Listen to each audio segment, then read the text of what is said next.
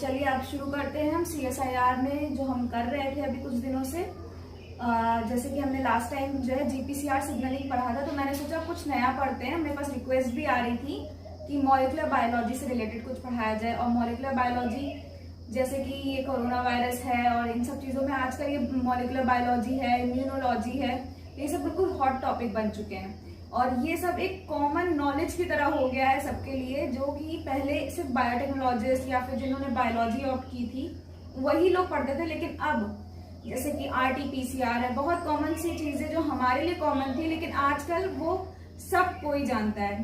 तो ऑब्वियसली हम CSIR की तैयारी कर रहे हैं, तो हमें उन सब चीजों से ज्यादा ही जानना होगा जो नॉर्मली चल रहा है। तो मैंने सोचा कि मॉलिक्यूलर बायोलॉजी और इम्यूनोलॉजी पे फोकस करते हैं इस टाइम पे, क्योंकि लोगों को इंटरेस्ट भी आएगा पढ़ने में और हमारा CSIR की प्रिपरेशन भी हो जाएगी। तो आज मैंने बहुत सिंपल सा टॉपिक लिया है मॉलिक्यूलर बायोलॉजी का, ट्रांसक्रिप्शन।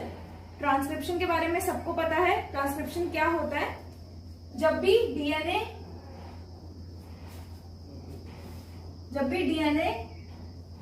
से RNA सिंथेसाइज होता है तो हम उसे ट्रांसक्रिप्शन बोलते हैं।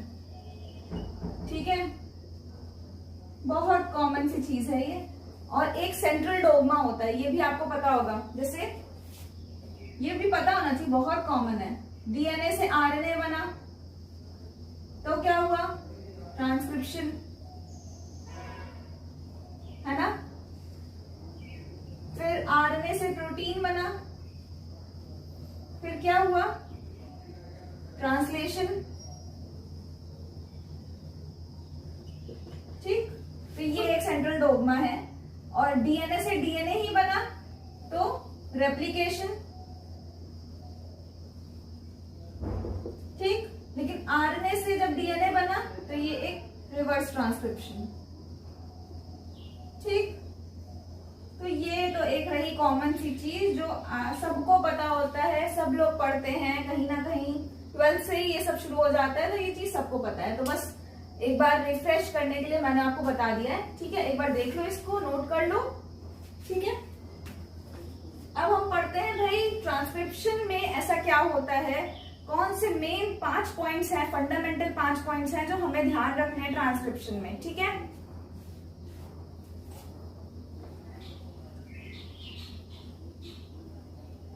तो अब हम देखेंगे फंडामेंटल 5 पॉइंट्स। ठीक है, पहला पॉइंट ये होगा कि ट्रांसक्रिप्शन कौन करता है? एक एंजाइम होता है। हर एक प्रोसेस को करने के लिए एंजाइम्स होते हैं। तो कौन सा एंजाइम है यहाँ पे? RNA polymerase. ठीक है, और हाँ, RNA पॉलीमरेज की एक खासियत है, क्या? ये डी नोवो सिंथेसिस कर सकता है। इसको याद रखना है, डी नोवो सिंथेसिस ये कर सकता है। ठीक है, इसका क्या मतलब होता है? जैसे कि हम जब हम रेप्लिकेशन करते हैं उसमें DNA पॉलीमरेज को यूज करते हैं, तो उसे हमें स्टार्ट करने के लिए कुछ प्राइमर की जरूरत होती है। बट RNA पॉलीमरेज में हमें प्राइमर की जरूरत नहीं होती है। ये पहला nucleotide as a triphosphate add करता है। ट्राइफॉस्फेट की तरह वो पहला न्यूक्लियोटाइड ऐड करता है। ठीक है, तो ये हो गया पहला पॉइंट कि भाई ट्रांसक्रिप्शन कौन करता है, कौन सा एंजाइम करता है? RNA पॉलीमरेज करता है। क्या खासियत है उसकी? कि ये डी नोवो सिंथेसिस करता है और इसे कोई प्राइमर की जरूरत नहीं होती है। ठीक है, अब है सेकेंड पॉइंट। अब देखिए, ट्रांसक्रिप्शन एक पॉइंट से स्टार्ट होता है। ठीक है, एक पॉइंट होता है DNA में। DNA तो बहुत लंबा है, कहां से ट्रांसक्रिप्शन स्टार्ट हो जाएगा? आप बता सकते हो? नहीं बता सकते हो। इसके लिए एक साइट होती है, इस साइट को हम क्या कहते हैं? प्रमोटर। ठीक है, ये भी कई टाइप्स के होते हैं, फिर मैं आगे बताऊंगी। अभी मैं एक जनरल आपको ओवरव्यू दे रही हूँ कि कैसे ट्रांसक्रिप्शन होता है। ठीक है, तो प्रमोटर पे आके RNA पॉलीमरेज आके बाइंड करता है। ठीक है, और सिंथेसिस शुरू करता है। और हाँ, ये यूनिडायरेक्शनल होता है, ये भी सेकंड पॉइंट रहा जो हमें याद रखना है। यूनिडायरेक्शनल होता है। तो ट्रांसक्रिप्शन एक पॉइंट पे स्टार्ट होता है जिसे हम प्रमोटर कहते हैं। ये प्रमोटर पे जाके आरएनए पॉलीमरेज बाइंड करता है और ये यूनिडायरेक्शनली मूव करता है। ठीक है, हो गया भाई, दूसरा पॉइंट भी हो गया।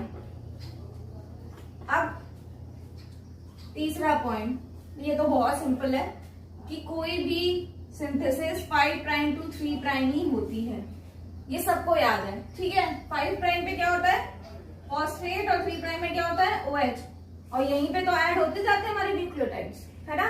तो ये यहाँ पे भी कॉमन है कि ये 5 प्राइम टू 3 प्राइम की सिंथेसिस होने वाली है। ओके, हो गया। अब आया चौथा point, DNA. DNA double stranded होता है, तो 5 प्राइम टू 3 प्राइम और ये 3 प्राइम टू 5 प्राइम। सिंथेसाइज हमारा किस साइड से होता है 5 प्राइम टू 3 प्राइम। तो फिर ये हुआ हमारा टेम्पलेट। ठीक, इसको हम नेगेटिव सेंस स्ट्रैंड भी कहते हैं और नॉन कोडिंग भी कहते हैं। ठीक, इसी का जस्ट अपोजिट होगा यहाँ पे, ये पॉजिटिव सेंस स्ट्रैंड है। ठीक, कोडिंग है, याद रखिए ये चीज, ठीक है। और ये नॉन टेम्पलेट स्ट्रैंड है। अब देखिए, ये तो याद रखना होगा, एक क्लू आपको मिलेगा कि सिंथेसिस हमेशा 5 प्राइम टू 3 प्राइम हो रही है, तो फिर 3 प्राइम टू 5 प्राइम हमारा टेम्पलेट स्ट्रैंड होगा, जिसको हम नेगेटिव सेंस स्ट्रैंड और नॉन कोडिंग स्ट्रैंड बोलते हैं। ठीक है, ये हो गया 4th पॉइंट।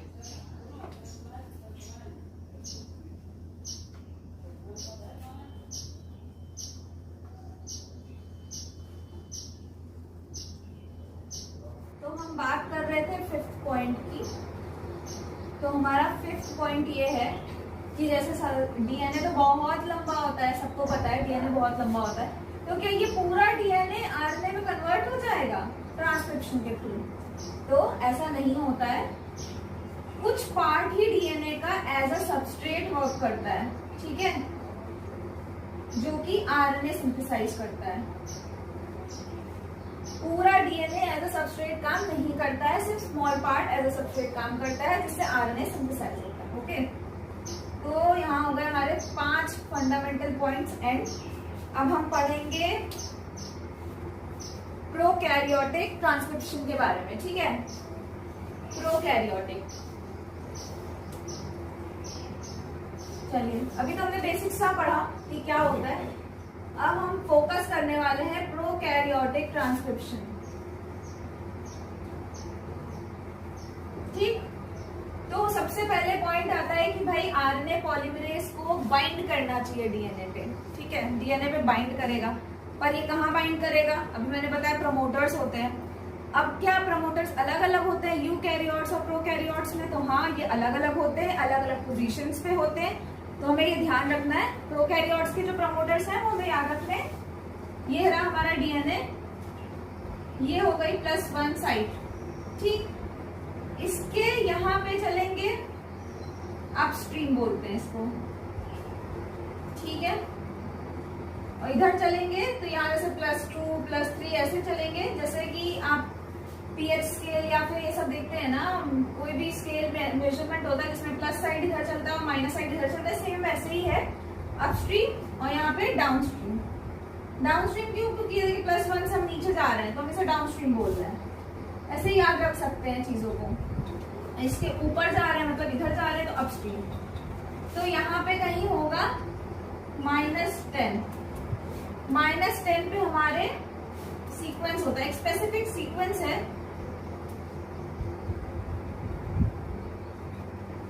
टाटा बॉक्स बोलते हैं इसे। ये एक स्पेसिफिक सीक्वेंस यहाँ पे होता है जिसे हम क्या बोलते हैं? TATA box.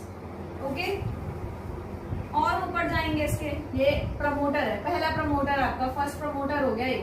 ठीक, सेकंड प्रमोटर -35 पे होता है ये, और ये इसको हम बोलते हैं यहाँ पे गाका बॉक्स, सुना होगा, सबने सुना होगा। इसे बोलते हैं क्या? गाका बॉक्स। और इसके कहीं दूर पे जाके -60 के आसपास होता है यूपीई, अपस्ट्रीम प्रमोटर एलिमेंट। ठीक है, ये एक्स्ट्रा बाइंडिंग प्रोवाइड करता है आरएनए पॉलीमरेज को, ताकि जो है जो उसकी जो टेल होती है ना आरएनए पॉलीमरेज की, वो बाइंड करती है और हमारे डीएनए को कस के होल्ड करता है। तो ये एक स्ट्रॉन्ग बाइंडिंग के लिए रिस्पॉन्सिबल है अपस्ट्रीम प्रमोटर एलिमेंट। ठीक है गाइस, तो ये नोट कर लीजिए, -10 पे होता है, -35 और -60 पे। ठीक है, इसको नोट कर लो अच्छे से।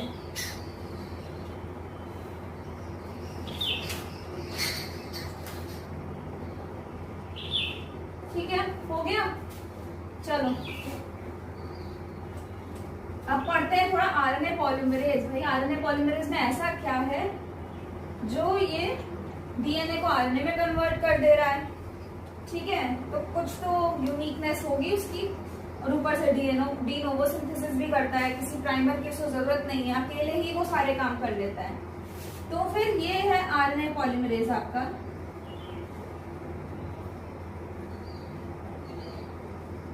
ठीक है, आरएनए पॉलीमरेज को हम जब इसके 6 सब यूनिट्स होते हैं, ठीक है, इसको ऐसे याद रखो, 6 सब यूनिट्स होते हैं जिसे हम क्या बोलते हैं? Holo enzyme. ठीक, 2 पार्ट में हम डिवाइड कर रहे हैं इसको। एक है सिग्मा सब यूनिट, ठीक, और दूसरा है हमारा अल्फा, बीटा, बीटा डैश। कितने हो गए यहाँ पे? 3, 4, 5 और ये 6। ये सब यूनिट्स होते हैं। सॉरी, ये नहीं होता, शायद ओमेगा होता है। अब ठीक है, ओमेगा होता है। ओके गाइस, सिग्मा सब यूनिट क्या करता है? स्पेसिफिसिटी के लिए रिस्पॉन्सिबल होता है। मतलब कि जैसे हमारा आरएनए पॉलीमरेज है, उसको प्रमोटर पे ही बाइंड करना चाहिए जाके, लेकिन ये कहीं और बाइंड कर रहा है। ये ऐसा कब होगा? जब सिग्मा सब यूनिट सही से वर्क नहीं करेगा। ठीक है, तो सिग्मा सब यूनिट रिस्पॉन्सिबल है उसकी स्पेसिफिसिटी के लिए। ठीक, और सिग्मा सब यूनिट के भी बहुत सारे टाइप्स होते हैं, मैं कुछ लिख दे रही हूँ। सिग्मा 70 होता है, सिग्मा 58 होता है, और भी तरीके से होते हैं, और भी कई टाइप के होते हैं, और अलग अलग जगह पे रिस्पॉन्सिबल होते हैं। ठीक है, सिग्मा सब यूनिट्स। चलिए,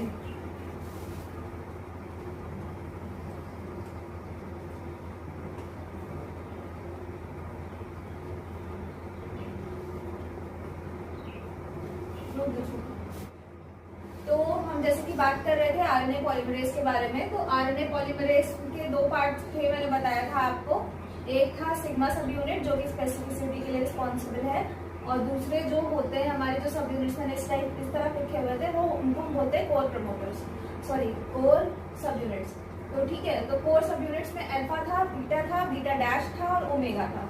तो ओमेगा का तो फंक्शन अभी अननोन है, शायद कुछ रिसेंट पेपर्स में आपको थोड़ा बहुत फंक्शन मिल जाए, वो आप लोग देख लीजिएगा। और बीटा और बीटा डैश का क्या फंक्शन होता है?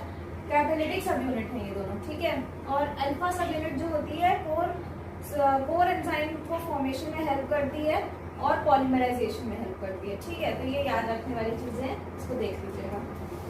तो अब हम पढ़ते हैं सिंपल, वही पढ़ते हैं क्या?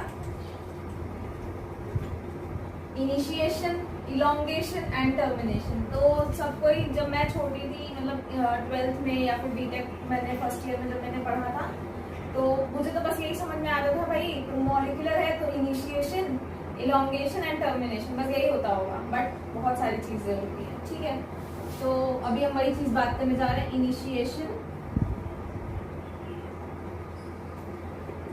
इलोंगेशन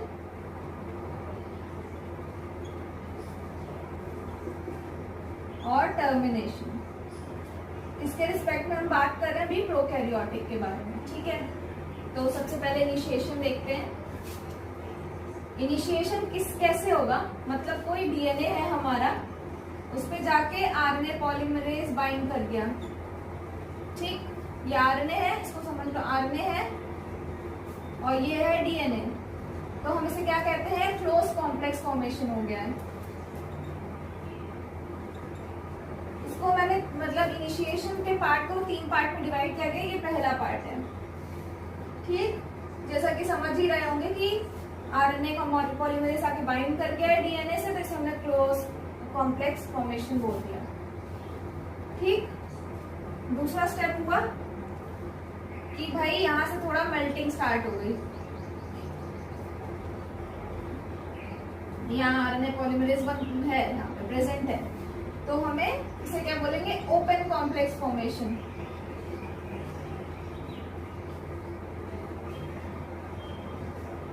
ठीक है, और इसके बाद आता है टर्नरी कॉम्प्लेक्स। टर्नरी कॉम्प्लेक्स हमें क्यों बोलते हैं इसको भाई, तो जैसा कि मैं बना देती हूँ यहाँ पे,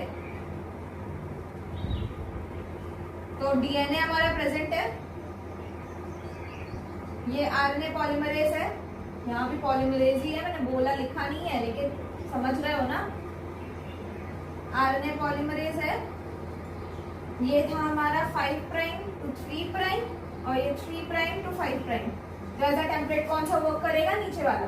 तो जब हमारी 2-3 इतनी लंबी यानी 8 से 10 हमारी जो है न्यूक्लियोटाइड जब बाइंड कर जाती है तो कुछ इस तरीके से दिखता है, और ये आरएनए है, तो हम इसे टर्नरी कॉम्प्लेक्स भी बोल रहे हैं, क्योंकि देखो भाई यहाँ डीएनए भी प्रेजेंट है, आरएनए पॉलीमरेज मतलब प्रोटीन प्रेजेंट है और आरएनए प्रेजेंट है, तो इसे हम टर्नरी कॉम्प्लेक्स बोल दिया। तो ये यहाँ हो गया इनिशिएशन का पार्ट खत्म। ठीक, अब पढ़ते हैं इलॉन्गेशन।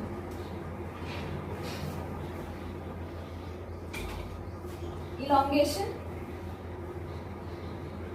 ठीक है, इसमें कुछ अलग नहीं होता, बस यहाँ जो मैंने आपको बनाया था ना टर्नरी कॉम्प्लेक्स, ये ऐसे ही रहता है, ये थोड़ा लंबा हो गया। इलॉन्गेशन मतलब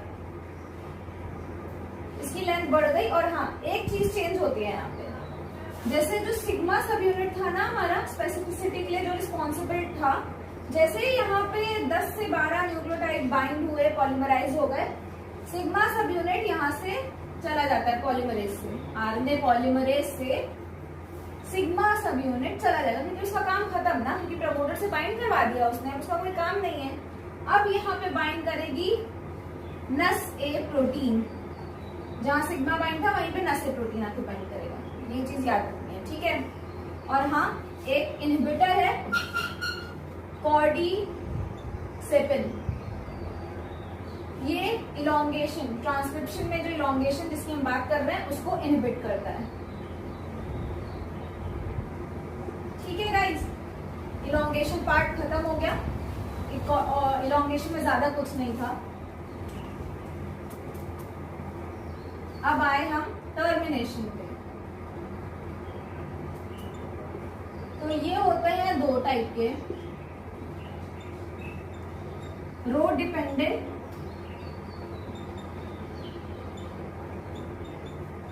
और रो इंडिपेंडेंट।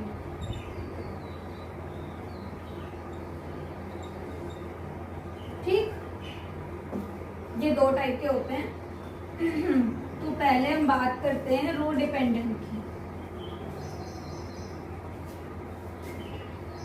मैं डायग्राम के थ्रू आप लोगों को समझा रही हूँ, थ्योरी आप लोग पढ़ लेना, डायग्राम से चीजें जल्दी समझ में आती हैं, और मैं भी डायग्राम को ही ज्यादातर समझने की कोशिश करती थी, जिससे सब कुछ समझ में आ जाता है। थ्योरी पढ़ना थोड़ा सा बोरिंग हो जाता है, बट पढ़ना जरूरी है, क्योंकि जब तक आप थ्योरी नहीं पढ़ोगे तो डायग्राम समझ में नहीं आएगा। ठीक है, तो रो डिपेंडेंट टर्मिनेशन की बात कर रहे थे हम। ठीक है, फिर वही डायग्राम इतनी देर से हम जो बना रहे हैं। ठीक है, ये आरएनए पॉलीमरेज था, मैं रिपीट कर रही हूँ, वही है सब कुछ, डीएनए है और यहाँ पे आपका आरएनए है। ठीक है गाइज, यहाँ पे कुछ नहीं है, नई चीज है, ये है रेड साइड, याद रखना क्या है ये, रेड साइड। तो रो एक प्रोटीन है, रो आके यहाँ से रेड साइड पे बाइंड कर जाएगा। तो होता क्या है, जब रो डिपेंडेंट टर्मिनेशन होता है तो आरएनए के पास खुद की एक साइट, मतलब कि ये कुछ अलग से चीजें नहीं प्रेजेंट होती है, एक स्पेसिफिक सीक्वेंस है जिसको हमने रट साइट बोला, जो रो प्रोटीन इसको रिकॉग्नाइज करता है और बाइंड करता है, और फिर क्या करता है, ये रो प्रोटीन इधर की तरफ मूव करने लगता है, और ये जैसे ही इधर आ जाएगा ये प्रोटीन, ये आरएनए और डीएनए में जो बाइंडिंग है आपस में उसको ब्लॉक कर देगा, जिसकी वजह से आरएनए रिलीज हो जाएगा बाहर। आरएनए रिलीज हो गया, अब आरएनए रिलीज हो गया तो आरएनए पॉलीमरेज का कोई काम है यहाँ पे? कोई काम नहीं है, ये भी रिलीज हो जाएगा, डीएनए भी रिलीज हो जाएगा, तो हमारा आरएनए अलग आ गया, ठीक है, आरएनए पॉलीमरेज अलग आ गया और डीएनए अलग चला गया। तो ये है पहला मेथड टर्मिनेशन का। अब करते हैं रो इंडिपेंडेंट।